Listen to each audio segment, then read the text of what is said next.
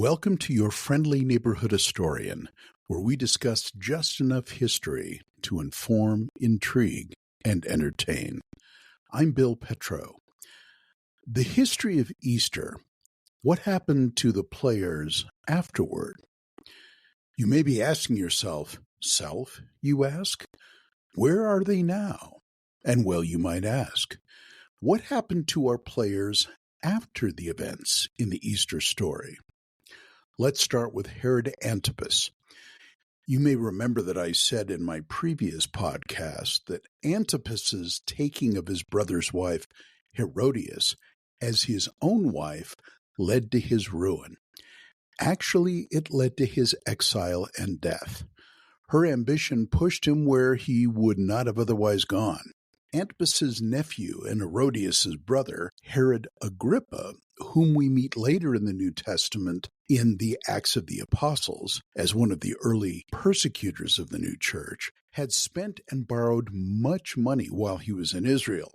Herodias suggested that her husband Antipas help her brother Agrippa financially, but they argued. Agrippa lived much of his time in Rome and was a close friend of the future Emperor Gaius, known informally as Caligula.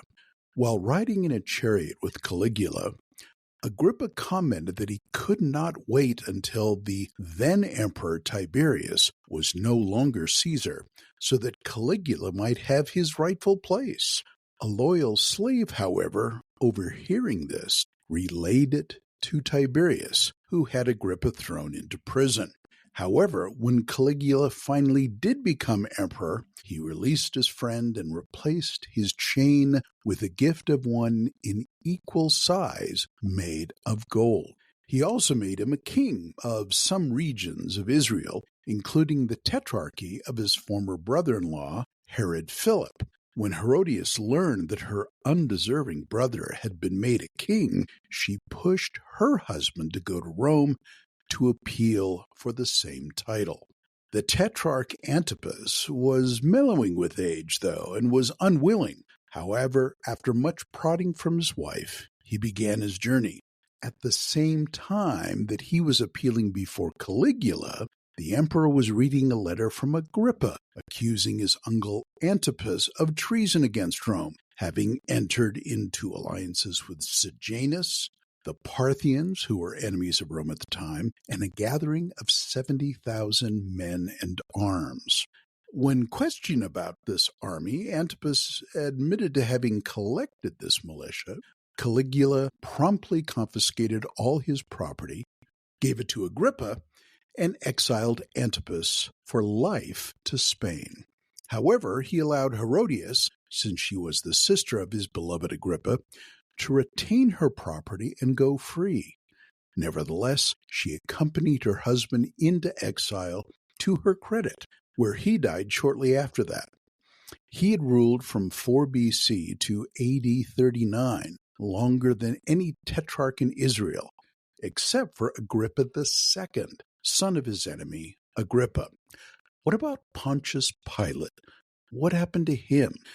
3 years after the affair with Jesus of Nazareth, in AD 36, after serving 10 years as military and political prefect of Judea, a revolt started in Samaria.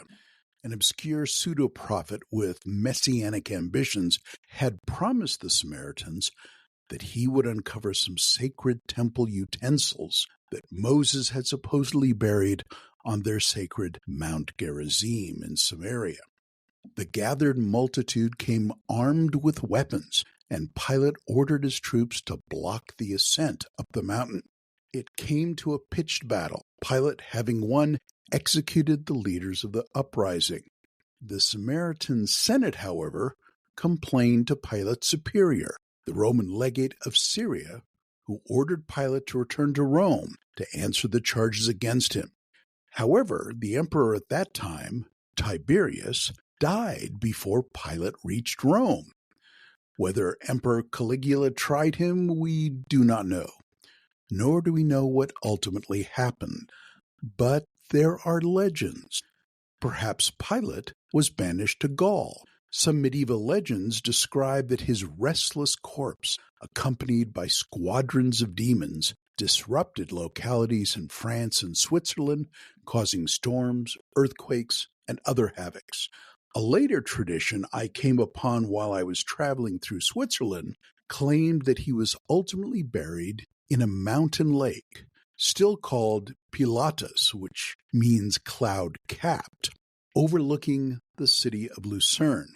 Each Good Friday, the body is said to reemerge from the waters and wash its hands. The early church father Tertullian claims Pilate, quote, was a Christian in his conscience, and the Greek Orthodox Church canonized his wife. In contrast, the Ethiopian Church recognizes Saint Pilate and Saint Procula's Day on June 25th. Saint or sinner, Pilate probably spent the rest of his days as a retired government official, a pensioned Roman magistrate emeritus, enjoying a less than sensational fate. What about the Jewish Sanhedrin? Among the Sanhedrin, the Pharisees had two leading schools of thought, those that followed Rabbi Hillel, who stressed moderation and a certain amount of compromise, and those who followed the stricter Rabbi Shammai, who would allow no cooperation with the foreign overseers. The school of Shammai eventually found expression through the Zealots. They ultimately fomented the rebellion against Rome in AD 66, leading to the occupation by Roman legions and the destruction of the temple in AD 70. The school of Hillel survived, and modern Judaism traces its roots back to this school. The Sadducees, on the other hand, did not proselytize, as did the Pharisees. Because they only drew their membership from the aristocracy and the high priesthood family, their party did not survive the destruction of the temple in AD 70. Joseph, called Caiaphas, was the high priest until AD 39, when he was deposed by the imperial legate of Syria, Lucius Vitellius, who, by the way, had removed Pilate. Emperor Caligula eventually became jealous of Vitellius' success in the East and had him removed from office. It was only through much groveling and servility before the emperor that his very life was spared. Pilate would have been pleased. What about the followers of Jesus? Two historical facts remain. The tomb was empty, and the disciples' lives were changed. It should be added immediately that an empty tomb does not prove a resurrection, although a resurrection would require an empty tomb. Its occupancy, indeed, would effectively disprove it. Nevertheless, the disciples claimed that Jesus rose from the dead and appeared to many. As they spread the good news of Jesus, this brought them into conflict with the Sanhedrin, who were amazed that these unlearned men had filled Jerusalem with their teaching. The good news goes outside of Israel.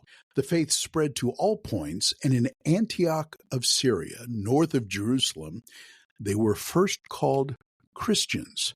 The name comes from the Latin word Christiani, like the word Caesariani, meaning slaves or members of the household of Caesar. Then the good news went to the Greek world, or the Gentile world. The evangelist Paul wrote to the believers in the Greek port town of Corinth the essence of this message.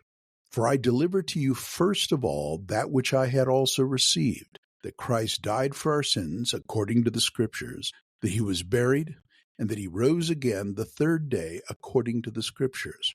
Then the good news goes to the Roman Empire. The faith eventually arrived in Rome and first came into disfavor under the Emperor Nero. While the persecution under Nero was local to Rome, several persecutions under later emperors were empire-wide, but they did not destroy the faith. Indeed, they refined and purified it, as martyrs became witnesses of this changed life. In fact, the word martyr in Greek means witness.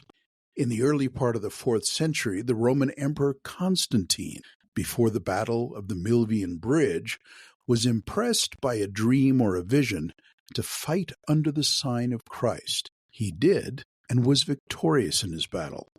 Later, in AD 312, he made Christianity a legal religion. In AD 390, the Emperor Theodosius I made Christianity the official state religion of Rome. And the rest, as we say, is history. Thank you for listening. I'm Bill Petro, your friendly neighborhood historian. You can find more details on this topic and others on my website at billpetro.com.